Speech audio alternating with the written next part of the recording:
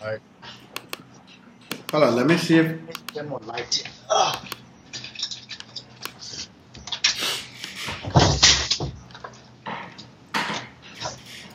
Alright.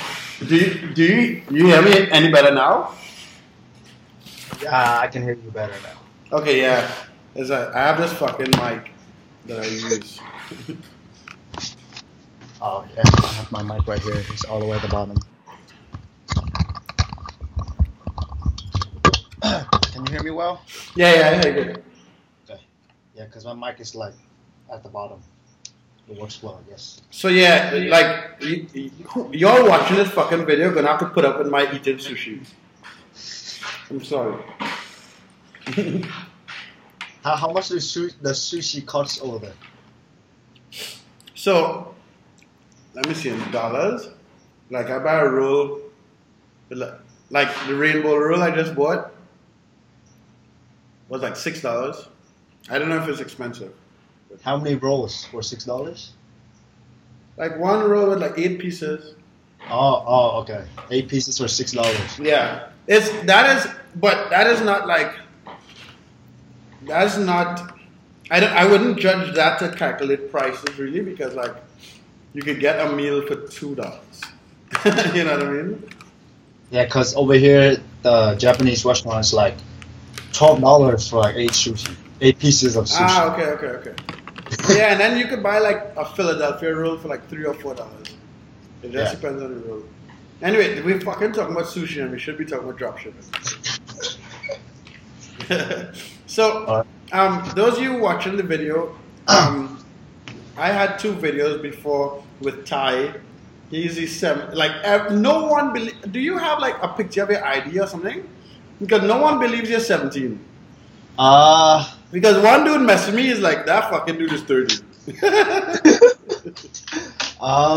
I mean, I can get it. But Yeah, not right now. Like for the next video, get your ID. Maybe block out your address so they don't come fucking stalking you. Like So, I have my old school ID. I mean, I guess you can see that. yeah, what? Like your high school ID? Yeah. It has your graduation date. And I'm not sure it's on there, but it has like the year of the picture. Let me see. Can you get that shit now, please? Wait. I'll be back. So yeah, this call, well, is not really to like prove that he's 17, but we wanted to talk about different methods of drop shipping, different methods of finding items to sell on eBay drop shipping, and kind of talk about the advantages and disadvantages. So, I'm sorry it's taking a little while because I want to prove that he's 17 and I'm having lunch at 4. Well, I just find my 2008, so you can see it's from 2000. I mean, it's not really, but like when I was in 8th grade, so it's okay. Yeah, let me just cover the. All right, there you go. You see the 13 and 14 means 2013 and 14. Ah, right. And you look like a child. So right, he's fucking 17. So while you were going looking for the ID, I was just saying to the YouTube people that we were doing this video to talk specifically about different methods of finding items to sell and kind of highlight the advantages and disadvantages of them, right? So, so you go, like, what method, so people watch this fucking video because you're 17 and you sold $50,000 in a month on eBay, right? And I'm going to pimp that shit. I'm going to use that shit as long as possible. So when it's going to be higher soon, don't worry. Right, when are you going to be 18? In February. So, soon. Okay. And what method do you use to find items to dropship? Okay, so before I came across your sniping method, right? Mm-hmm. Or your seller list method, right? Yeah. I would just go on Amazon, just search up whatever like category. Let's say if I want to sell toys, right? I go on Amazon, I would just search up toys, and I would just go through the list and look at the ones with a lot of ratings. And I would just copy it on eBay. If it sells, I sell it. Oh, so you'll start on Amazon. make sure it has good ratings, but then when you get to eBay, you'll make sure it's selling. You wouldn't just list it just like that. Yeah, so I would search the same title on eBay, and then I see, oh, okay, this item sells, all right, I'll sell the same thing. And you will sell the same thing with the title that you found that's selling a lot. Yes, essentially. I just copy and paste. Right. And then how long, like how many items? So I'm curious about two things. One, how many items could you list in a day doing it like that? Well, I mean, I kind of stopped listing for a while because of my limits and stuff, but I mean, before I would list like 100 a day for like once only. Like I didn't do like every day, but like for like a few months ago, I would list like 100 in a day, and I'm like, and I just deleted like all. Going hard. And I just deleted all later, so it's like, what the hell am I doing? So why? But if you list, why would you delete all? Because again, I was still new, so I was like, all right, I'm just gonna listen. Hopefully, it sells. And it's like, all right, I got bored, so I deleted it. Okay. So it's gonna kind of waste the time. And then, but when you do that method, go in Amazon and eBay. How much you could list 100 is a lot. Yeah, that's a lot. But generally, I would list 10 to 15 a day. I wouldn't go more. Okay. Yeah, me too. Because after like 20, I just get bored as fuck. Yeah, it's not worth it. Like, yeah.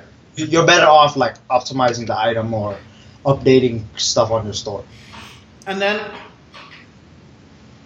how often do you ever take items down? Like if they don't sell? Okay, so for what I do when items don't sell, I just replace it. So I don't take it down. Like instead of taking it down, I would just replace it. So I would just go and edit the title, edit the images, and just replace it. Really? Yeah, because I don't take it down because that's kind of wasting a listing, and you're gonna delete the history. So that's kind of not a good idea. Right, and if it doesn't sell, meaning it didn't get traffic, when you change your name, this is interesting because I've never fucking done it, right?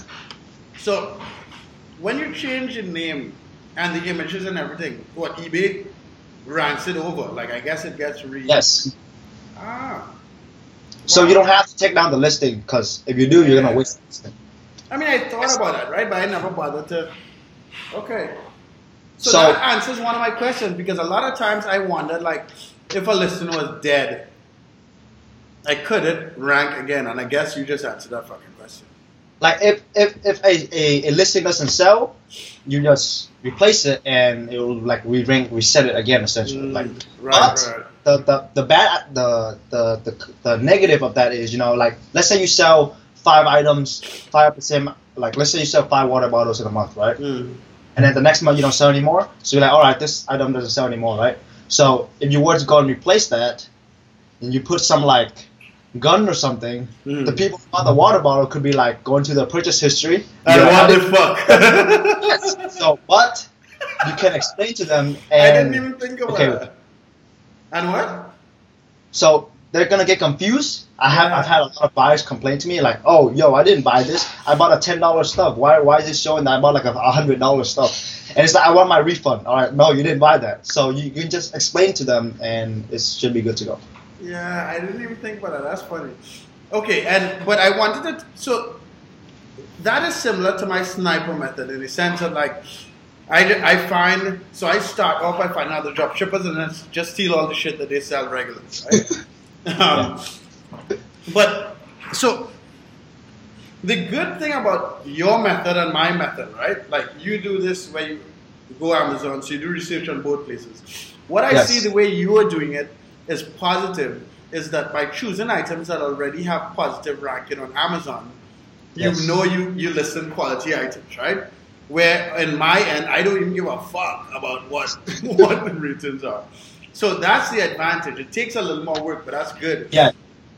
It can definitely take more work, and you could feel a little more stress. It's like, all right, I'm just copying and pasting item, and none of it sells. So it can take more work, but But then you have less problems at the end of the day because I have some items that I have one item in particular that I sold in the UK. I sold like 16 of them, and maybe 10 out of the fucking 16 were returned because it was a fucking I hope someone sniped that shit, but it was because I stopped selling it. It was a fire rack, like a metal thing for firewood, and like apparently most that was shipped out from Amazon. No, it wasn't Amazon. It was Vita XL. I kind of okay. So I used the images from Amazon because images were better, but I was selling it from Vita XL, and then the images from and use the Amazon title, the Amazon description, because some people want to copy it will find Amazon, but the Amazon price was so much more expensive. No one would understand how the fuck I'm competing. But I got fucked in the ass because of it, because like Vita XL was a horrible supplier for that item. Like people complained that it came rusted and it was bent and all type of shit. But so you remember you mentioned the like disadvantage of this, right? Like the disadvantage of how we do it is that if you don't have a solid price tracker, you could get a lot of out of stocks and then the cancellations come and fuck you, right? Yeah. So I learned the sniping method after watching your videos, right? Right. And again, I was still dropshipping with no software, so I was like, all right, I'm gonna try sniping method, and I sniped like 5 items or 6 items, and it's like so, and then I checked out of stock, price went up, so I had to cancel like all 6 items that I sniped. So that was a bad idea. So the reason that happened is because you get an item just selling regularly, but then when you don't have a price tracker and all the competition has price trackers, they all go out of stock, and your dumbass are just selling it like hey, come buy my shit, and you have nowhere to buy it from, right? Right, but then so you said this in the last video, but how did you deal with the cancellations? And I want you to say it again because there's some people that are going to watch this video that didn't watch the last one. Yes, so let me tell you what happened the other day. So I sniped this one item, and it sold like. And you're still not using tracking. Well, now I am. Okay. Now I'm slowly implementing it. Right. So I sold 4 of that same item, but then on Amazon it's out of stock, so I had to cancel 4 of the same item. So how I went about it was, so before I did it without customer's consent, I just sent some BS excuse. But let me talk about what I did about the 4 items that I had to cancel in one day. Right. And I just told them, unexpected delays, it may take months for you to get your item. So I would not want you to wait that long. So I'd rather you take the refund, and usually it works. And then you say customer request a refund. Yes. So now you're doing both. You're doing the customer request refund, and you're doing the one with the address. There's a problem. Yes. So if I feel like it, I can just cancel myself. But if I don't, but when you cancel yourself, I would say your risk of getting a negative feedback is slightly higher. Yes. Because the customer, you didn't talk to them at all, right? No. Well, I will send them like. No, what I'm saying is, if you cancel yourself, you don't end up talking to them ever. Well, if I don't cancel without their consent, it's like where I send them a message first, at least, and then I cancel it. Go ahead. I don't wait for them to give me consent to cancel it. Like I just send it and say there's a problem. I'm gonna cancel it. I'll send you a full refund, and it's all good to go. Okay. So I picked something's wrong with the address because I don't want to pick buyers as to cancel because it's gonna lie and get pissed off. All right, sweet. And have you ever tried the optimization method? Like if you follow the channel, like Becky does optimization. There's this dude called David who does optimization, sells a course about it. Have you tried that method or not? I think it's just a waste of time, honestly. Because I'd rather let you just copy the title. Right, you'd rather someone else do the research and then we just come and find what's selling, right? Like, what the fuck? And this is the thing, right? Like, before Becky came here, I said clearly, this shit does not fucking work. But now that I'm seeing her making money, it clearly does work. But there are 2 things. If you have a brand new eBay account and you don't have big limits, that is not going to work for you because you need a lot of listings. Like Becky just crossed making $2,000 a month, right? And that's with like maybe like 1,500 listings. That's a lot. Yeah. Well, yeah. Sorry. So That's what I'm saying. So for brand new drop shippers, I feel like that process is going to be a bit challenging because they may not have a big enough account. Like when I started with an account with like 50 item limit. So fucking optimization was not good. Like I had to get the highest sell-through rate as possible. So I know it works because Becky does it and Becky lives here, but it's not for everyone, right? Like. And then the other thing is she doesn't have the problems that we would have where items will sell multiple times to be out of stock. Because a lot of times when people buy her item because it's like, what do you call it? It's like titled properly. And then after it sells like once or twice, some idiot like me will just come and steal the fucking listing. Yeah. So like even if you optimize your title, you know, someone's going to eventually copy you and possibly be able to beat you. So I mean, it's up to you. So it's just a process. Again, I don't ever do that process. I thought about doing it, but I just don't have the fucking time. Yeah. So let me tell you another like example of how optimizing your title can. Because I'm selling this one product, right? I copied. So the title on Amazon is different from the title on eBay, right? It's like they add a lot more, and there's 2 different sets of titles, and 2 of them work well. So like when you search it on eBay with a somewhat different title, it's gonna show like the ones that have that title, and then if you use another similar thing, it's not gonna show the one that has the other one. Right. So if you have the titles, can work really well, but it takes time. Yeah, just a lot more time. And then have you ever, other than eBay dropshipping, have you tried Amazon or anything else? Well, I got into eBay, but I'm gonna do FBA soon. So. Okay. Yeah, because I have a dude, Matt. He's an old friend of mine. He's actually a part owner of the SUD. He sold like on Cyber Monday. He sold like $69,000 in one fucking day. Like drop shipping on Amazon. Like this is drop shipping from Walmart. And the thing is, like drop shipping is technically not allowed on Amazon, but he's one of the top like 5,000 or 3,000 sellers on Amazon. Period. Right? And it's not like, and this is drop shipping. This is fucking nuts. But the thing is, Amazon holds your money, so you need like a ton of credit to like fulfill the orders. Yeah. A lot of people ask about like whether it's easier on eBay or Amazon. So obviously Amazon is harder because they require a lot more of you as a drop shipper than eBay. eBay is a little more lenient, but they're making it harder. Yeah, they're slowly making it harder, but eBay actually allows drop shipping. Amazon just doesn't. Yeah. But that's because eBay's whole model is different, right? Like eBay doesn't have FBA. eBay isn't. I want to see what would happen to eBay because, like, eBay just needs to accept the if I was eBay again, I'm not fucking eBay, right? But like, they should just keep their niche and keep it moving. Like they're just a platform that allow people to sell on it, right? To pretend to be like competing with Amazon is just fucking like I wouldn't like. I don't know.